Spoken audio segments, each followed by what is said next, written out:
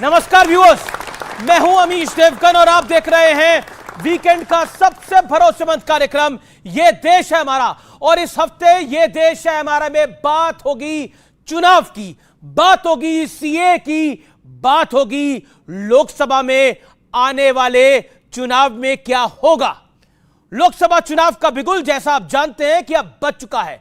आने वाले कुछ महीनों के दौरान देश भर में जबरदस्त सियासी गर्मी महसूस होने वाली है और इसका एहसास अभी से व्यूअर्स होने लगा है, क्योंकि संसद से पास होने के करीब 4 साल बाद मोदी सरकार ने आखिरकार सीएए का नोटिफिकेशन जारी कर दिया। यानी अब सीएए देश में ऑफिशियली लागू हो चुका है। लेकिन सरकार के लिए ये जो सीएए वाली राह थी, ये ना पहले आसान रही है और ना ही अभी ऐसा होता हुआ दिख रहा है, क्योंकि सीए के नाम पर सुनते ही ममता बनर्जी, असाउद्दीन ओवैसी, राहुल गांधी, स्टालिन, पी विजयन सब आग बबूला हो गए हैं, गुस्सा गए हैं। और कोई कह रहा है कि सरकार ध्रुवीकरण यानी कुल मिलाकर हिंदू मुसलमान करना चाहती है, इसलिए रमजान के पाक महीने में सीए को लेकर आई है। तो कोई कह रहा है कि सरकार लोगों को एक बार फिर से सड़क पर उतरने के लिए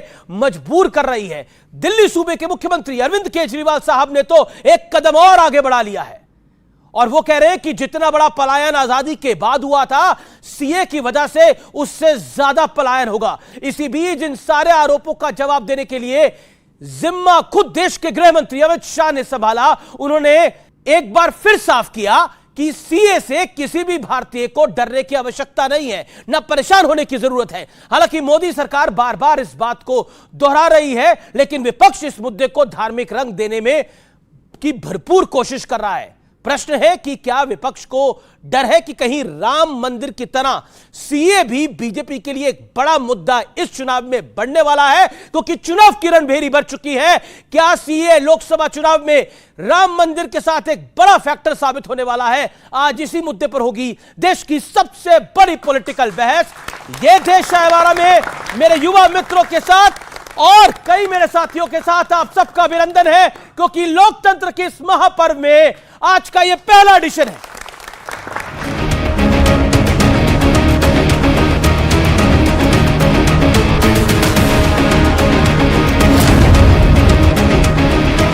देश के सबसे बड़े दंगल का बिगुल बज चुका है, यानी लोकतंत्र के सबसे बड़े पर्व लोकसभा चुनाव 2024 की तारीखों का ऐलान हो चुका है। 2019 की तर्ज पर ही इस बार भी 7 चरणों में चुनाव होंगे। पहले चरण के लिए 102 सीटों पर 19 अप्रैल को वोट डाले जाएंगे। दूसरे चरण के लिए 89 सीटों के लिए 26 अप्रैल को वोट डाले जाएंगे। तीसरे चरण के लिए 94 सीटों पर 7 मई और चौथे चरण के लिए 96 सीटों पर 13 मई को वोट डाले जाएंगे। इसके अलावा पांचवें चरण के लिए 49 सीटों पर 20 मई और छठे चरण के लिए 57 सीटों पर 25 मई को वोटिंग होगी। आखिरी और 7वें चरण के लिए 57 सीटों पर 1 जून को मतदान होगा। चुनाव के नतीजे 4 जून को आएंगे। देश ने नतीजों का ऐलान कर दिया है। अब की बार मोदी जी के नेतृत्व में 370 पार बीजेपी जाए और 400 पार एनडीए जाए। अब तक का सबसे ऐतिहासिक विशाल विराट बहुमत मिलेगा। जमीनी हकीकत कुछ बदले नहीं, स्थिति कुछ बदले नहीं। 7 चरणों से मैं बाहर नहीं आ सकते। इतना डिजिटल इंडिया की बात होते हैं, आर्टिफिशियल इंटेलिजेंस की बात होती है, इतने सारे हमारे देश में सब कुछ आधुनिक बनाए जाते हैं, लेकिन 7 चरणों में हम फंसे हुए हैं। इस बीच सीएए को लेकर चौतरफा घमासान मचा हुआ है।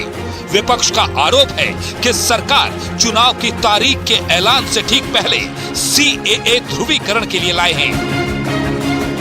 वहां पे लगभग 2.5 से 3 करोड़ माइनॉरिटीज हैं। अगर उन 2.5-3 करोड़ लोगों में 1-1.5 करोड़ लोग भी हमारे देश में आ गए, उनको कहां बसाएंगे? उनको कहां रहने की जगह देंगे?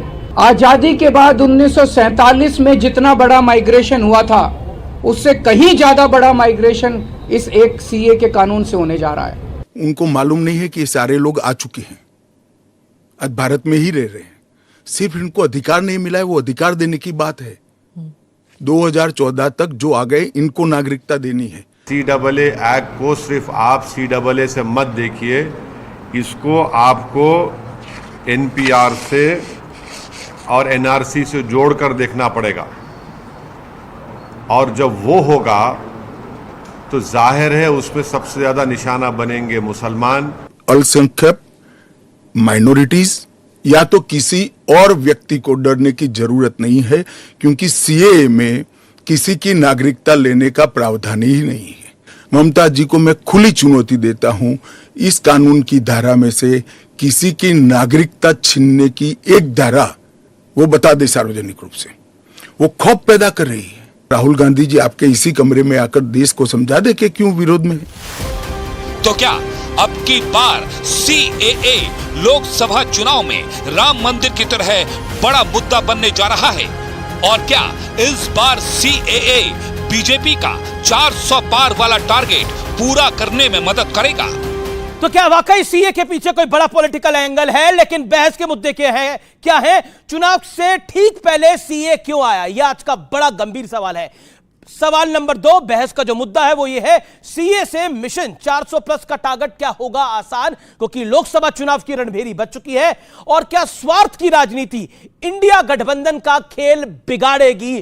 क्योंकि कई जगह हम वो स्वार्थ है हावी होता हुआ देख रहे हैं। यह मूल सवाल है। और बात करने के लिए मेरे साथ जनता जनार्दन तो है ही, मेरे युवा मित्र तो है ही, उनके लिए जोरदार तालियां और आपका भी अभिनंदन जो कि वोट डालेंगे इस चुनाव के अंदर। और अभिनंदन हमारे मेहमानों का, डॉक्टर सुधांशु त्रिवेदी भारतीय जनता पार्टी के राज्यसभा के सांसद है, प्रवक्ता है, जोरदार तालियों से उनका अभिनंदन है। प्रियंका कक्कड़ जी, जोरदार तालियों से आम आदमी पार्टी की नेता प्रवक्ता, उनका अभिनंदन है। विवेक श्रीवास्तव जी नेता है लेफ्ट के, उनका अभिनंदन है।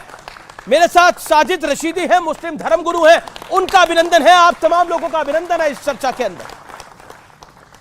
शुरुआत आप ही से करते हैं प्रियंका जी। प्रियंका जी, चुनाव की रणभेरी बच चुकी है और रणभेरी बजने के बाद ऐसा लग रहा है कि बीजेपी 400 की तरफ आगे बढ़ने के लिए हर संभव प्रयास करेगी, जो हर पॉलिटिकल पार्टी का अधिकार होता है। पहले राम मंदिर, अब CAA। लेकिन आप कह रहे हैं कि ये लोग आ गए तो हमारे लोग कहां जाएंगे? सभी को नमस्ते अमीश जी। हम लोग एक बड़ी सिंपल बात कर रहे हैं। देखिए आज जॉबलेसनेस का आलम देश में ये है कि उत्तर प्रदेश में 93,000 लोगों ने अप्लाई किया 64 पियन जॉब्स के लिए। उसमें 50,000 ग्रेजुएट्स थे, 38,000 पोस्ट ग्रेजुएट्स थे और 3700 PhD थे। इन्होंने पियन की जॉब के लिए अप्लाई किया। अब अगर जितने भी इलीगल इमिग्रेंट्स हैं उनको आप अपने देश में नागरिकता दे देते हैं तो उनका हमारे बच्चों के संसाधनों में हिस्सा बढ़ता है, पहली चीज। दूसरी चीज, कल आपने देखा कि हमारे देश में किसान को आतंकवादी बुलाया जा रहा है। हमारी सरकार द्वारा रास्ते में कीलें बिछाई जा रही है, उनको दिल्ली नहीं आने दिया जाता, उनके ऊपर पैलेट गन्स बरसा रही है भाजपा। पर इलीगल इमिग्रेंट्स की इतनी हिम्मत हो गई कि वो CM निवास, एक चुने हुए पॉपुलर मुख्यमंत्री अरविंद केजरीवाल जी के खिलाफ बार बार उन्होंने माफी मांगने को कहा। पाकिस्तानियों ने एक हिंदुस्तानी CM को माफी मांगने को कहा। ये हालत हो रही है। भाजपा वोट बैंक की राजनीति कर रही है। लास्ट मिनट में अब वो क्या बोले जाके लोगों को कि हमने तुम्हारा पेट्रोल 100 रुपए पार कर दिया, कि हमने करेंसी की साख इतनी गिरा दी कि आज 88 रुपीस का हो गया डॉलर, कि हम कि हमने तुम्हारे लिए महंगाई कवर अप करने के लिए, अपनी मिस गवर्नेंस को कवर अप करने के लिए CAA आया। ये भी तो देखिए ना, अभी क्या चल रहा है आजकल, दबा के खाना है, नाम नहीं बताना, इलेक्टोरल बॉन्ड, ये सब इशुओं से साइडलाइन करने को नाम दिन रात लेते थे, यानी कांग्रेस जिनका नाम दिन रात लेती थी, उन्होंने तो कोई पैसे ही नहीं दिए। पूरी डिटेल नहीं आई, पूरी डिटेल नहीं आई निकल के आया। लेकिन इंटरेस्टिंग है सब चीजें। सुधांशु त्रिवेदी, चुनाव से ठीक पहले CAA क्यों आया? ये सवाल जरूर पूछा जाएगा। ऐलान जंग हो गया है, ये सवाल ही अपने आप में बेमानी है। CAA तो दिसंबर 2019 में आया था, चुनाव के 6 महीने बाद। नोटिफिकेशन अब क्यों आया 4 साल बाद? अरे भैया, जनवरी 2020 में नोटिफिकेशन हुआ था केवल, और 2 साल पड़ गए थे कोविड के। तो रूल्स का फॉर्मेशन अब हुआ है, यही कहते हैं। और देखिए, झूठ का साम्राज्य बोलने वाले मुख्यमंत्री क्या बोलते हैं। अभी आपकी बाइट पे बोला ना 2.5 से 3 करोड़ माइनॉरिटी है। मैं सारे करोड़ों दर्शकों को कहता हूं, जाके चेक करो। पाकिस्तान की पॉपुलेशन है 21-22 करोड़ के आसपास, वहां हिंदू बचा है 1% से कम, 17 लाख के आसपास हिंदू बचा है। और सुनो, बांग्लादेश की पॉपुलेशन है 16 साढ़े 16 करोड़। डेटा भी आप ज्यादा बता रहे हैं, 17 लाख नहीं है, मुझे नहीं लगा। ऑफिशियल आंकड़ा, ऑफिशियल आंकड़ा ये होगा, लेकिन 17 लाख है नहीं। पॉपुलेशन है 16 कुछ करोड़, 16 करोड़ कुछ लाख, और वहां हिंदू है 7.5%, यानी 1 करोड़ के आसपास। मेरे भाई 1.25 करोड़ से ऊपर है नहीं, और झूठ बोल रहा पढ़ा लिखा मुख्यमंत्री कि 2.5 से 3 करोड़ माइनॉरिटी है। यह है असली चेहरा। और इसके साथ इन्होंने यह भी साबित कर दिया कि इन्हें दुश्मनी सिर्फ भारत के हिंदुओं से नहीं है, हिंदू मात्र से दुश्मनी है, चाहे किसी भी देश का रहने वाला हो। हमारे साथ यहाँ पर पाकिस्तान से कितने हिंदू हैं, हाथ खड़ा करें। एक मिनट, अभी संसाधनों के ऊपर मैं पूछना चाहता हूं कि दिल्ली आया, दिल्ली बसा था, बहुत बड़े माइग्रेंट्स आए थे, तो 47 में आपके हिसाब से तो उन्हें भगा देना चाहिए था जो पाकिस्तान से आए थे। यूपीए सरकार का ऑफिशियल डाक रहा है, श्री प्रकाश जायसवाल ने एमओएस बोला था कि इस देश में 2 करोड़ बांग्लादेशी मुस्लिम घुसपैठिए हैं, भारी संख्या में दिल्ली में हैं। यह केजरीवाल सरकार ने जो कहा ना 1000 रुपए हम हर महिला को देंगे, उन्होंने वेरीफाई किया है कि रोहिंग्या और मुस्लिम को और बांग्लादेशी को नहीं देंगे? नहीं किया।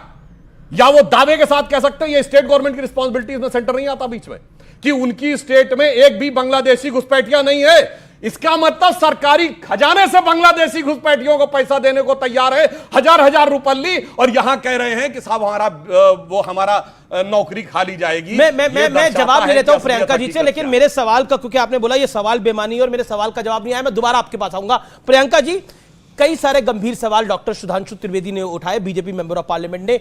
एक सीधा सवाल है, क्या बीजेपी एक नैरेटिव बिल्ड कर रही है कि opposition is anti Hindu?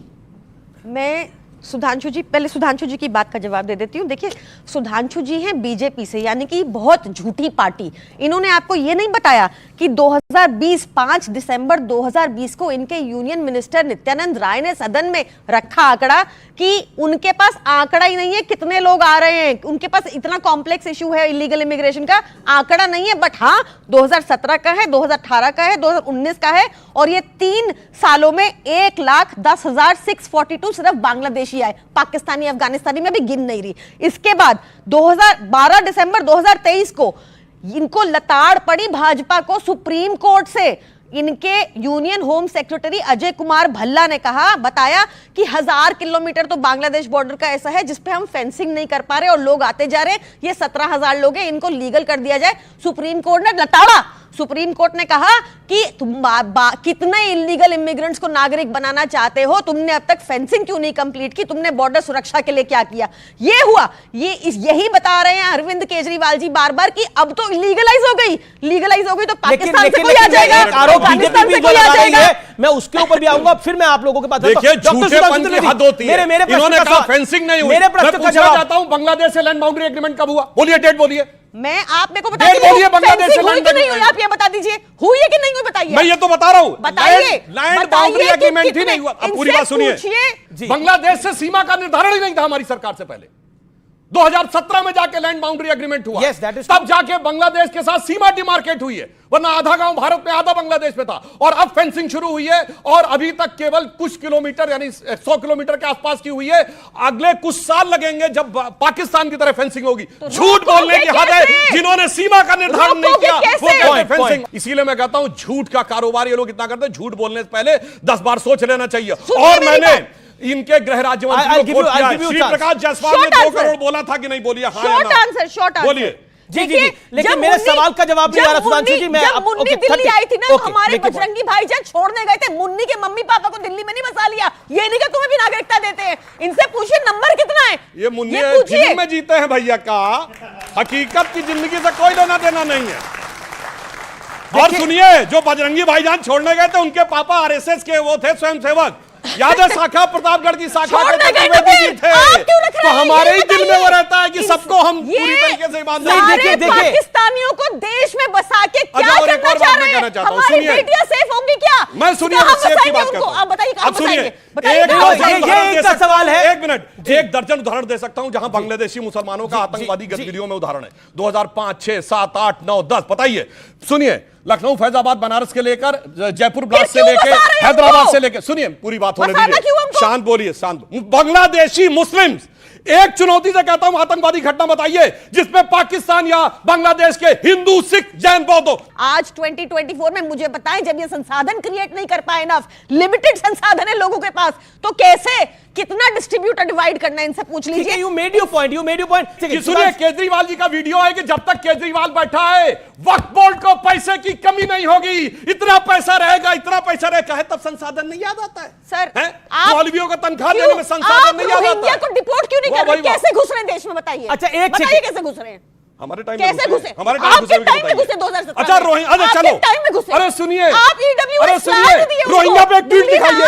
Kejriwal का एक ट्वीट रोहिंग्या पे, केजरीवाल का एक ट्वीट रोहिंग्या पे। मैं वापस मुद्दे पर आता हूं। एक सेकंड, मैं वापस नहीं, किसी को जाने की आवश्यकता नहीं है, मुद्दों को वापस आने की जरूरत है।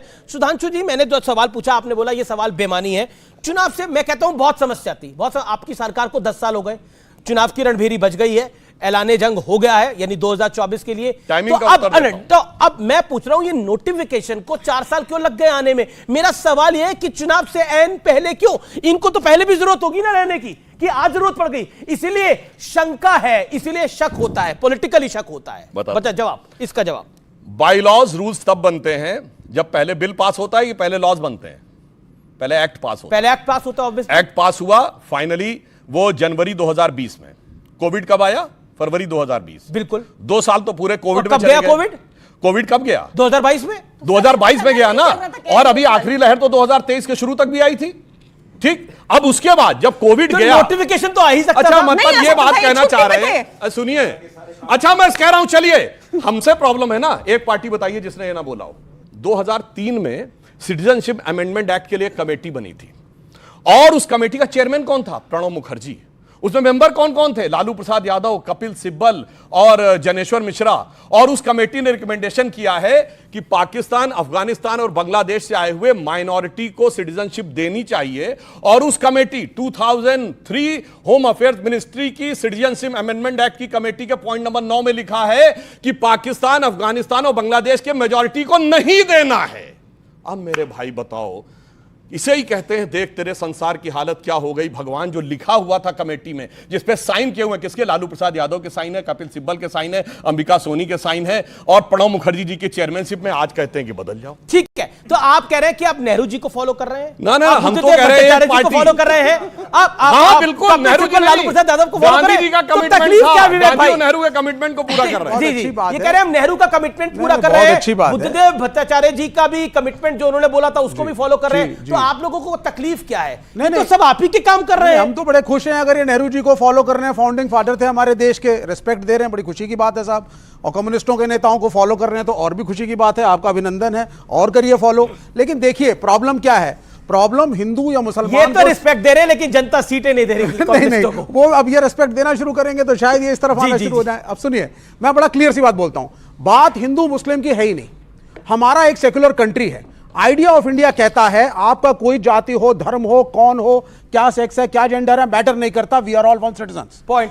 हम आज वुमेन रिजर्वेशन बिल लेकर के आए, लेट आया लेकिन आया, और ये बड़ा सशक्त बिल आया है। तो हम क्या कह रहे हैं? We are all one. हमारा एक स्टेटस है, हमारा एक वोट है, उस वोट की एक पावर है। हमारे यहां पे ये कहना साहब, जो नैरेटिव सुधांशु भाई यहां बताने की कोशिश कर रहे हैं कि अगर मुसलमानों की मदद कर दी तो साहब एक नेगेटिव पॉइंट हो गया।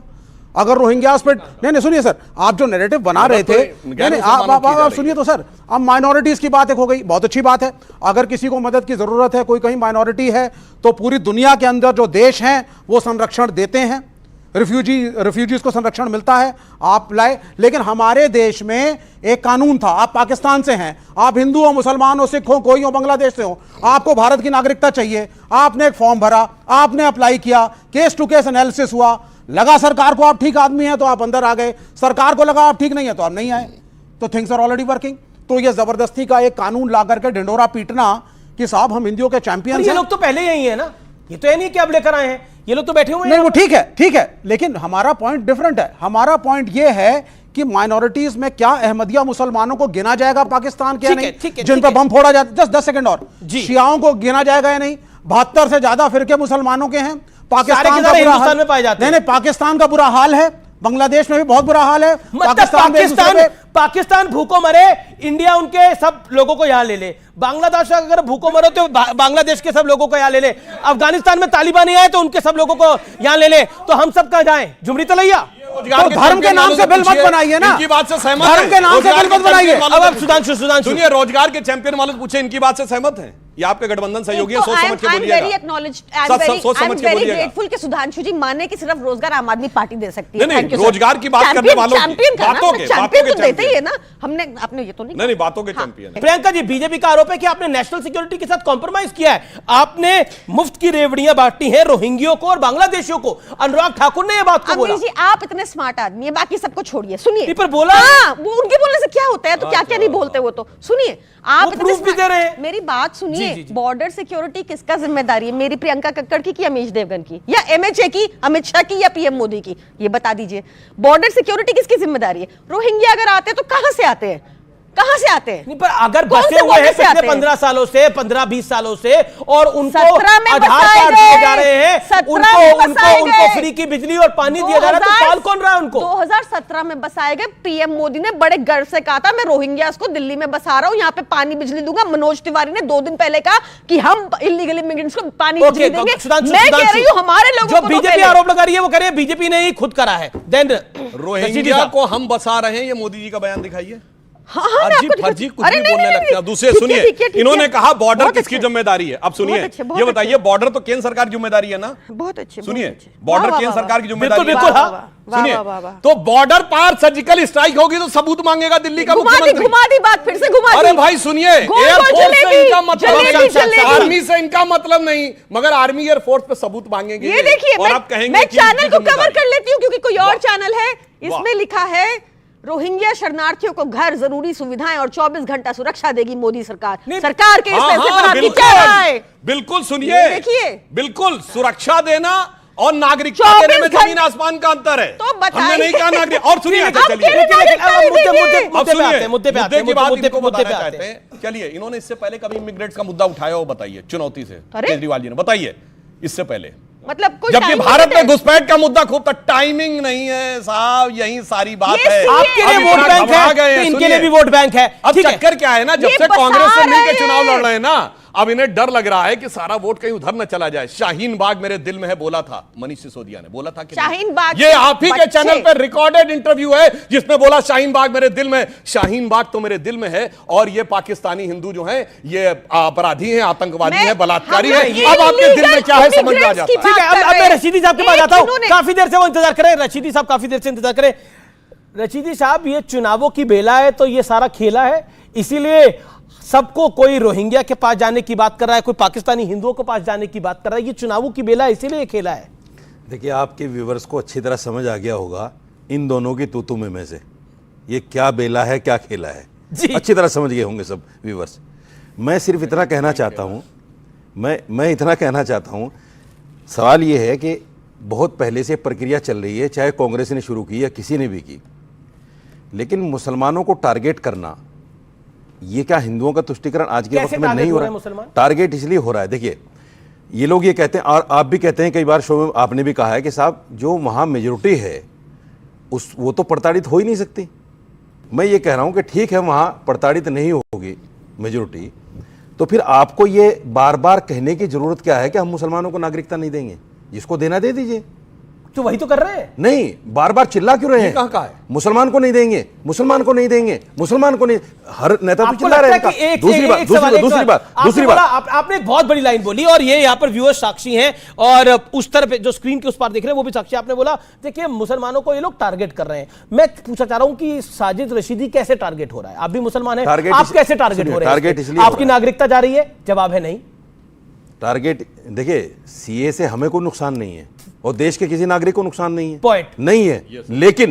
लेकिन जब हम इस बात को कह रहे थे कि भाई जो लोग यहां आ गए उनको खाना पानी नागरिकता दीजिए, तो आप ही लोग चिल्ला के कहते थे ये कोई भंडारा खुला हुआ है क्या? इनको तो दे रहे हैं। नहीं, आप लोग कहते थे ये कोई भंडारा है क्या?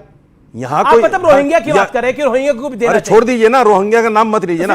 रोहिंग्या का नाम लेके फिर आप तुष्टीकरण कर रहे हैं। जो भी है तो उन्हीं को तो दे रहे हैं। आप लोग कहते थे कि ये भंडारा, यहाँ भंडारा थोड़ी खुला हुआ है। हम देश के लोगों को देखेंगे, बाहर से आने वालों को देखेंगे।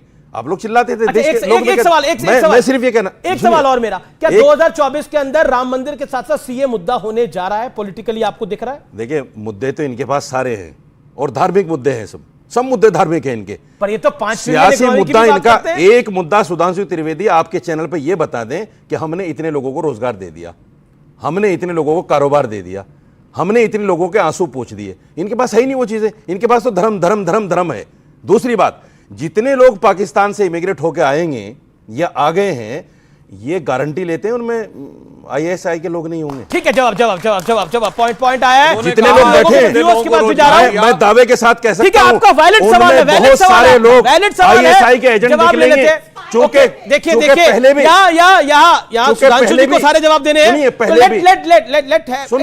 बात ही मैं ये कहना चाहता हूं कि बहुत दिनों बाद एक बहुत अच्छी चर्चा हो रही है, इसको सार्थक बनाने का प्रयास करते हैं। देखिए, डॉक्टर त्रिवेदी बात कही तो मैं बिल्कुल तथ्यात्मक जवाब एक वाजिब सवाल है। हमारी सरकार आने से पहले इंप्लॉई प्रोविडेंट फंड यानी कर्मचारी भविष्य निधि खाते 11 करोड़ EPFO, यानी जिसमें आप बता दे रहा हूं कर्मचारी अपना पैसा जमा करता है और उसका इंप्लॉयर नियोक्ता भी पैसा जमा करता है।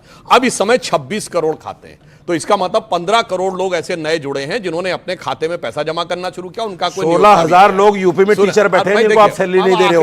16,000 लोग कितनी है यूपी में? बेरोजगारी दर बोलिए ना। 16,000 लोग यूपी में बैठे हैं जो धरने प्रदर्शन कर रहे हैं, फिर भी जो बोलने लगे, और सिर्फ 13,000 रुपए देते हैं उनको, वो भी नहीं दे रहे हैं। पिछले 10 साल से आंकड़ा आया, पिछले 10 साल से कैसे बिलबिलाने लगते हैं भाई। आंकड़ा नहीं, झूठा आंकड़ा है, ये झूठा आंकड़ा है भाई साहब, झूठा आंकड़ा झूठा है। सारी सरकार झूठ पे, सारी सरकार झूठा नहीं होता। IMF के साथ भारत में EPFO का डाटा सैक्रोसेंट होता है। ये 600 करोड़ से, ये 600 करोड़ लोगों से वोट ले सकते हैं, लेकिन आप 600 करोड़ से वोट ले सकते हैं ये। अच्छा, हाँ, इतना झूठ बोलते हैं। देखिए, अगर मैं इनसे पूछूं IMF के हिसाब से भारत की विकास दर कितनी, वो तो हम नहीं तय कर रहे हैं ना। बोलिए बोलिए, नहीं बोल पाएंगे। सबसे ज्यादा है पूरी दुनिया में 7.2% के हिसाब से, और G7 G20 कंट्रीज में हम सबसे ऊपर हैं। इस समय महंगाई की दर भारत के अंदर 5.1 है। इकोनॉमिक इशू है, धार्मिक इशू क्यों? धार्मिक इशू मैं वही बता रहा हूं, राम मंदिर सीए कारण क्या है? एक सेकंड सुनिए, धार्मिक इशू इन लोगों को नजर आता है, जहां मुस्लिम वर्ड कहीं लिखा ही नहीं है वहां इनको नजर आता है कि मुसलमानों के साथ भेद किया जा रहा है। अरे भाई, मुस्लिम वर्ड उसमें कहीं नहीं लिखा है, उसमें सिर्फ हिंदू, सिख, जैन, बौद्ध, पारसी और ईसाई लिखा हुआ है, कहीं कोई। और दूसरा वो क्यों है मैं भी बता देना चाहता हूं। हम इन 3-4 देशों में देखा जाए तो हम एक सेकुलर देश है, इसलिए सेकुलर देश के नाते हमारी धर्मनिरपेक्षता की एक कसौटी है कि उन देशों में जो मजहबी रूप से प्रताड़ित लोग हैं उनको हम अपने घर में शरण दें। ये धर्मनिरपेक्ष भारत की कसौटी है, इसलिए हम ये सेकुलर राष्ट्र का क्रेडेंशियल है। और मैं एक और कहना चाहता हूं, फिर भी अगर इनको लगता है कि मुसलमानों को इंक्लूड करना चाहिए, तो मैं कहना चाहता हूं एक बार दिल खोल के कहो तो कि जो निजाम मुस्तफा है पाकिस्तान में, उसमें मुसलमान महफूज नहीं है, मोदी के हिंदुस्तान में महफूज है। पहले तो कहेंगे मुसलमान को डर लगता है मोदी के हिंदुस्तान में, अब सीए में कहेंगे आओ मेरे भाई स्टैंड एक बार क्लियर कर लीजिए। ठीक है, निजाम में एक सेकंड में आ रहा हूं। निजाम मुस्तफा से ज्यादा महफूज पाकिस्तान में तो है ना, तो हम कहें विचार करेंगे। मैं आप ही से कहता हूं, अगर निजाम मुस्तफा पाकिस्तान में होता तो ये हिंदू वहां से इमिग्रेट होके नहीं आते, पर है तो सही उधर। मैं दावे के साथ कहता हूं। और किस लिए आ रहे हैं? वहां निजाम मुस्तफा है ही नहीं, वहां इस्लामिक देश है पाकिस्तान। नहीं नहीं, वहां इस्लामिक देश, वो मुसलमान देश है। हाँ, तो इस्लामिक नहीं है, इस्लामिक नहीं है, मुसलमान देश है। इस्लामिक अगर मुसलमान देश अलग हो गया, इस्लामिक देश अलग हो गया, नहीं आते वहां से। अच्छा, ये मुझे डिफरेंस बताइए। मैं विवेक जी बड़े जानकार हैं। एक सेकंड, एक ये बड़ी डिबेट का विषय हुआ है कि इस्लामिक देश अलग होता है, मुसलमान देश अलग होता है। ये फर्क देखिए, मैं सुधांशु जी से पूछूंगा, ये बोलेंगे कि वो उनका विचार तो अलग ही होगा। आपसे मैं पूछता हूँ, इस्लामिक देश और मुसलमान देश में फर्क क्या होता है? वो ये कहना चाहते हैं, नहीं वो क्या कहना चाहते हैं बताइए, फर्क क्या होता है? फर्क ये है कि वहां मुसलमान बसते हैं लेकिन इस्लामिक अच्छाइयां वहां नहीं है, ये कहना चाहते हैं।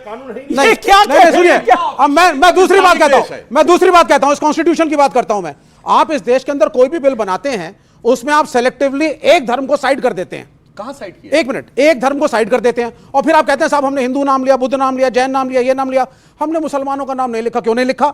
मुसलमानों में अगर कोई प्रताड़ित, अगर आप बाकियों को संरक्षण दे रहे हैं, मदद करना चाहते हैं, प्रताड़ित है पाकिस्तान में 72 फिरके हैं। सुन लीजिए, अब मैं दोनों से बोलता हूं, पाकिस्तान में 72 फिरके नहीं है। नहीं है, ये किसने कह दिया आपको? नहीं है, बिल्कुल है, बिल्कुल है, ऑफिशियल आंकड़ा नहीं है, बिल्कुल है, नहीं है 72 फिरके, बिल्कुल है, बिल्कुल है, बिल्कुल है। मैं बताता हूं कौन। एक मिनट, अलग अलग फिरके हैं, अलग अलग फिरकों में लड़ाइयां हैं। अहमदियों को, जो एक बड़ी कम्युनिटी है, उसको मुसलमान इस्लाम से अलग कर दिया गया।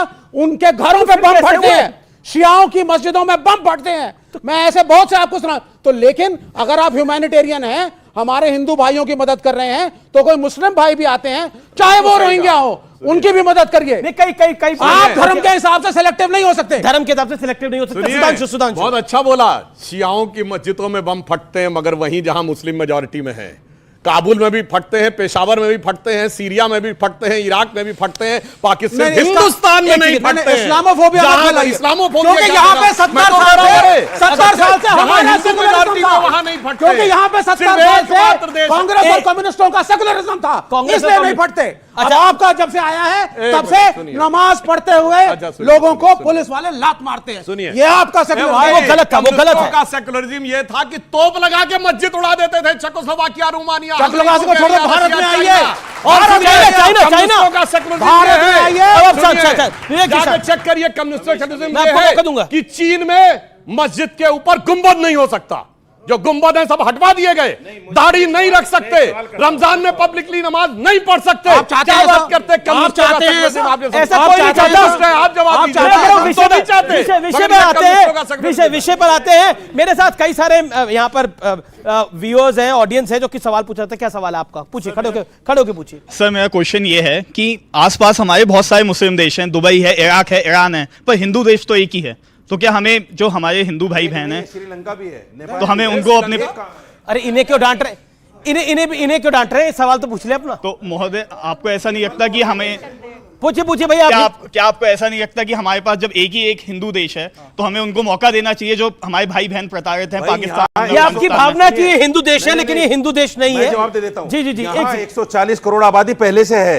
आप नेपाल जाओ, आप श्रीलंका जाओ, हिंदुस्तानी क्यों? ये बांग्लादेशियों रोहिंग्या से बोलिए, हिंदुस्तान ही क्यों? रोहिंग्या बोलिए, वापस रुक गए। मैं रोहिंग्या का समर्थक नहीं हूँ, मैं रोहिंग्या का समर्थक नहीं हूँ। अरे 50 वीडियो है मेरे भाई, ऐसे मत बोलिए।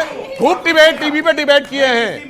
ये देश है हमारा में रुकेंगे एक अंतराल के लिए, लेकिन अंतराल के उस पार कुछ सवाल होंगे जो कि बहुत बड़े हैं, और राम मंदिर के मुद्दे पर पब्लिक की क्या ओपिनियन है वो भी जानने और समझने की कोशिश करेंगे। आप देखते रहिए व्यूअर्स, ये देश है हमारा का बेहद विशेष एडिशन, क्योंकि चुनावों की रणभेरी बच चुकी है।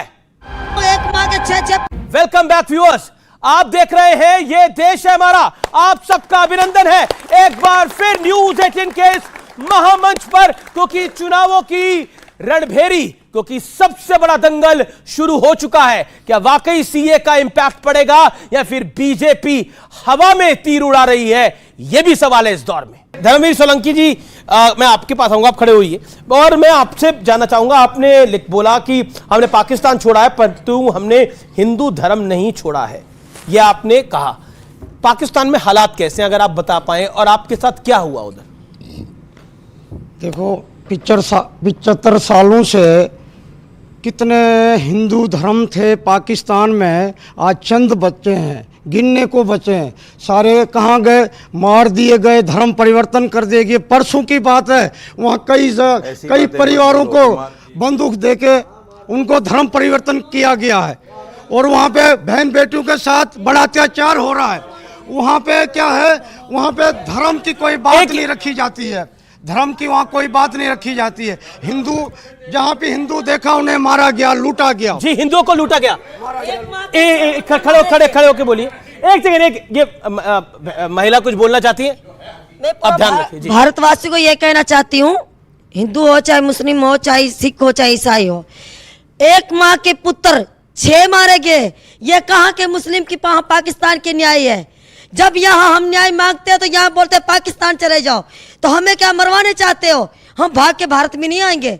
वहाँ कहते हैं हिंदू हो आप वहाँ चले जाओ, यहाँ से कहते हैं पाकिस्तान वाले पाकिस्तान में चले जाओ।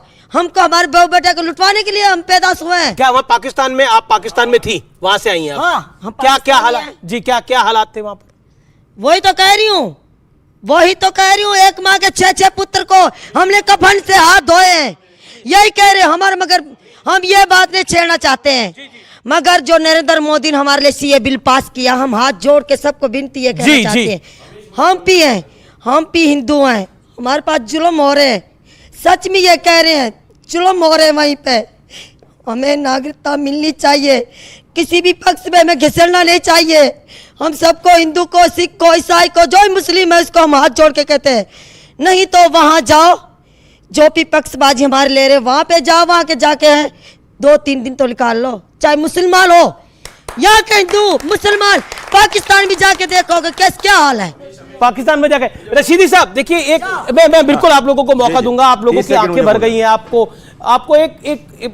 आपका दुख है, उस दुख का एहसास मुझे नहीं लगता कि ये सब लोगों को आपके दुख का एहसास होगा, और कोई उस दुख को आपके साथ जो वैसे एक अमीश इलाज तो करना नहीं बिल्कुल नहीं, मैं तो आपकी बात को ही रख रहा हूं। तो लेकिन रशीदी साहब वो कहते हैं कि आप ही हैं तो 3 दिन तो पाकिस्तान में बिता के आएंगे तो एहसास होगा कि वहां पर माहौल कैसा है। मैं बताता हूं। जवाब अगर आप बहन मेरी बात सुनो, इधर देखो, मेरी बात सुनो, इधर देखो।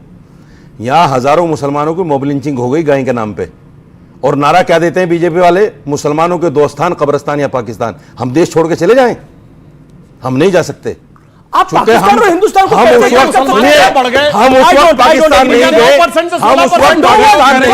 गए जब हमारे रास्ते खुले थे। हम नहीं जाएंगे, हम नहीं जाएंगे, आपकी तरह नहीं है हम देश को छोड़ के चले जाएं, हम अपनी मिट्टी को छोड़ के नहीं जा सकते। एक सेकंड क्या कहना चाहते हैं आप? छोड़ सकते हैं अपनी मिट्टी को, हम अपनी मिट्टी को नहीं छोड़ सकते। आपने कहा था कि ये हिंदू शरणार्थियों को देखो, आईएस के लोग अंदर शामिल हैं, आपने ये कहा था अभी। दूसरी बात ये मैडम ने कहा था कि केजरीवाल को पाकिस्तान ने कहा है कि माफी मांगो। अरविंद केजरीवाल ने सीएम होकर दिल्ली का, हमारे प्राइम मिनिस्टर ने बिल सीए को पास किया है, उसने क्या कहा है, और हमें कुछ देने के बजाय सिर्फ गाली दी है। क्या कहा है? इनके बच्चे आतंकवादी हैं, ये आतंकवादी हैं, और ये आए हैं हम मकान देंगे, हम इनको कहां से रोजगार देंगे, हम इनको नौकरियां देंगे। आज तक अरविंद केजरीवाल, मैं कहना चाहता हूं आपने किसी शरणार्थी को कुछ 1 किलो आटा दिया है जो आपने इतनी बड़ी बात की है? जी आप ये प्रियंका जी आपसे सवाल है, इनको रेपिस्ट कहा गया, इनको मतलब बलात्कारी कहा गया, इनको आतंकवादी कहा गया, किस बिना के ऊपर? ये लोग अपना घर बार सब लुटवा कर, मतलब, और जो यहां पर महिला ने बात बताई वो मतलब औरतों के साथ वहां क्या हो रहा है वो भी उन्होंने कहा। सर एक second, follow the procedure, follow the rule sir, follow the rule. Priyanka ji on screen कहां हो गए 24 तो और हिंदू मुसलमान करा दो। ये रशीदी साहब प्लीज, जब वो बोलते हैं कि ये लोग बलात्कारी होंगे या फिर ये लोग जो है वो आतंकवादी होंगे, ये लोग प्रताड़ित हैं, धार्मिक प्रताड़ना। देखिए मैं आपको एक बड़ा प्रैक्टिकल सच बताती हूँ। देखिए 2 तरह से इलीगल इमिग्रेशन हो रहा है ना देश में। एक तो जो पासपोर्ट वीजा पे आए थे और उसके बाद वो पासपोर्ट अपना छोड़ दिए और यहाँ की नागरिकता लेना चाहते हैं। दूसरा इलीगल जिनके पास कोई पासपोर्ट नहीं है, जो बॉर्डर से ऊपर पहाड़ों से आ रहे हैं, जैसे हमने उस बजरंगी भाईजान में देखा, एक वो तरीका है ना। और दोनों ही तरीके इलीगल माने जाते हैं। मैं आपसे सिंपली पूछ रही हूँ, आपको नहीं, देखिए सिर्फ आप नहीं है, व्यूअर्स बाकी भी हैं। अब मैं आपसे सिंपली पूछ रही हूं, हमारे देश में पहले ही 140 करोड़ लोग हैं, हमारे देश में पहले ही संसाधनों की बहुत कमी है, हमारी सरकार एकदम निकम्मी सरकार है जो ना इलीगल इमिग्रेशन को रोक पाई, मिली भगत है उनकी, ना वो अपने हिंदुस्तानियों को 80 करोड़ भारतीयों को उन्होंने सरकारी अनाज में मोहताज कर दिया। तो सिंपल है ना। ये उदाहरण की बात, उदाहरण आतंक फैलाया, उदाहरण दे दें जो अरविंद जी ने बोला और बीजेपी ने बोला ये इनसेंसिटिव। आप सुनिए,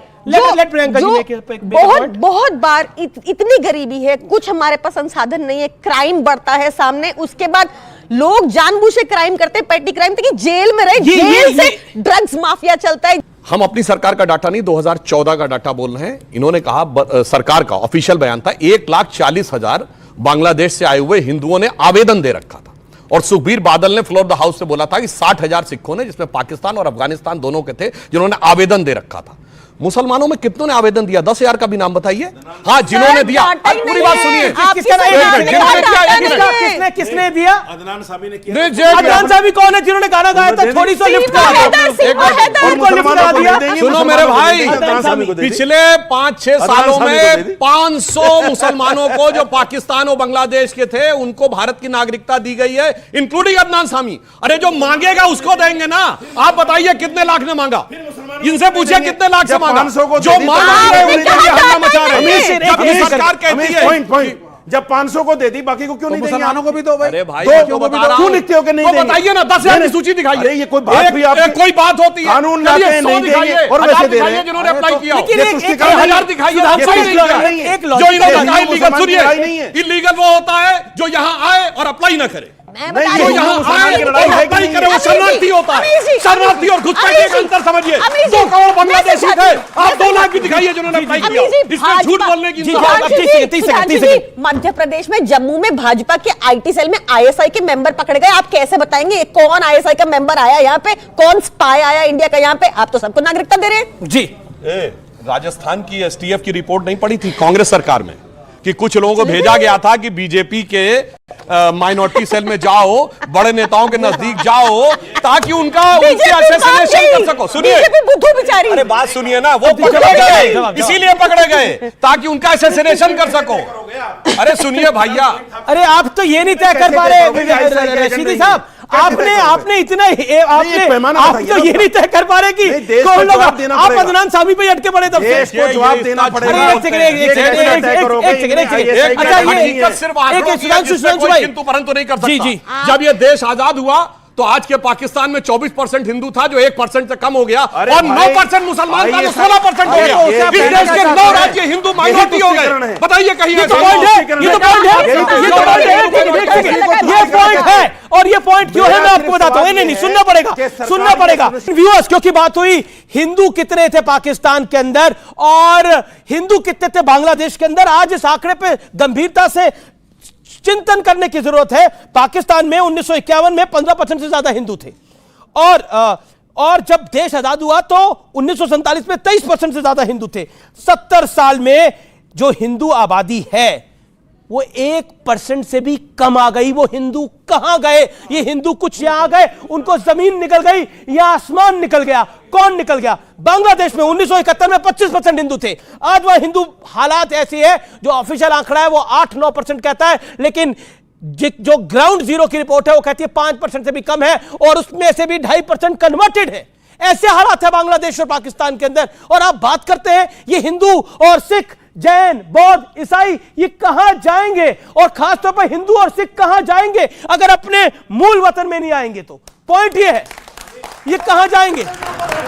जी, क्या कहना चाहते हैं आप बोलिए, क्या कहना चाहते हैं आप? धर्म की बात है, जो झूठ वचन बोलेगा उसके मुख में कीड़े पड़ेंगे, भगवान करेंगे, वो कहीं भी नहीं सुधरेगा। आपका क्या पॉइंट है? मेरी बुआ की बेटी उठा ली, बहन उठा ली, मेरी परिवार लूटी गई, मेरे घर के 10-10 हजार किलो जमीन वो लूटी गई।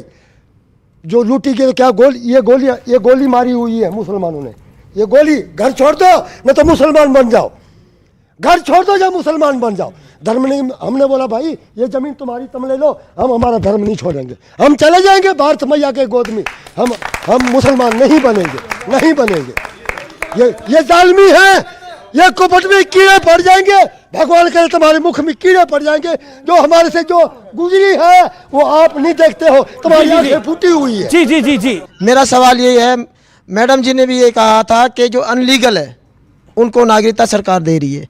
अगर हमारे पास सब पासपोर्ट, वीज़ा, हर चीज़ हमारे पास सब सेफ्टी, आज 2025 तक हमारी वीज़ा वैलिड है, हम वैसे बगैर छुप के नहीं रह रहे, सरकार के अंडर में सारा प्रोसेसिंग है। लेकिन कुछ नेता आरोप लगा रहे हैं कि आप लोग बलात्कार करते हैं, आप लोग आतंकी बन जाते हैं। ऐसा करो ना, ऐसा कीजिए, पुलिस है, सीबीआई है, आईबी है, सबसे पता है लोगों को। ठीक है। देखिए 2024 की ऐलान जंग हो गई है और न्यूज 18 का एक बहुत बड़ा मैसिव ओपिनियन पोल हुआ जिसमें एनडीए को 411 सीटें 543 में मिलती हुई दिख रही हैं और अकेले भारतीय जनता पार्टी को 350 सीटें का रिकॉर्ड बनने का आसार है, ऐसा ओपिनियन पोल दिखा रहे हैं। और इस देश में 5 ओपिनियन पोल आए हैं, अधिकतर का इशारा यह है कि बीजेपी एक बहुत बड़ी जीत की तरफ जा रही है और इसमें कोई दो राय भी नहीं है कि बीजेपी, हो सकता है बीजेपी को लास्ट टाइम 303 मिली थी, इस बार 303 के तो पार होगा नंबर। इसके लिए कोई, मुझे नहीं लगता कोई दो राय है, क्योंकि बीजेपी का नंबर जो आसार है ग्राउंड जीरो पर वही है। ओपिनियन पोल में हमने राम मंदिर पर भी सवाल पूछा, अयोध्या में राम मंदिर राष्ट्रीय स्वाभिमान और एकता का प्रतीक है, इसका जवाब आया 64%। 64% लोगों ने कहा कि हां ये है, और 20% लोगों ने ना कहा, 16% लोग ऐसे थे जो किसी भी तरफ नहीं थे। तो प्रियंका, ये एक बात का इशारा करता है कि राम मंदिर के विषय के ऊपर जो इंडिया अलायंस ने स्टैंड लिया, जो राहुल गांधी की पार्टी ने स्टैंड लिया, जो लेफ्ट ने स्टैंड लिया, जो सपा ने स्टैंड लिया, वो उसका इंप्लीकेशंस आप पे भी आएंगे। और सीए प्लस राम मंदिर बीजेपी के लिए 2024 की बेतरनी पार लगा देगा। देखिए, राम भगवान सबके हैं, इसमें कोई राजनीति नहीं है। अब हमारी तो यूनिटी इन डाइवर्सिटी वाला कॉन्सेप्ट है हमारी अलायंस का ना, मन की बात नहीं चलती खाली, तो everyone can have their own views.